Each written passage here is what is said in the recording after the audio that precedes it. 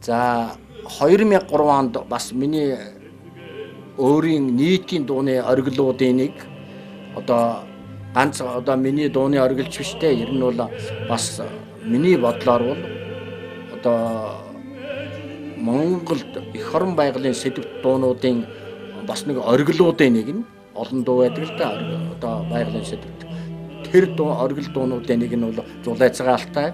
Зулайцагаа алтайгийн одоо Залбацагаа алтай дууны хөшөөг Говьалтай аймгийн төвд босгосон байна лээ.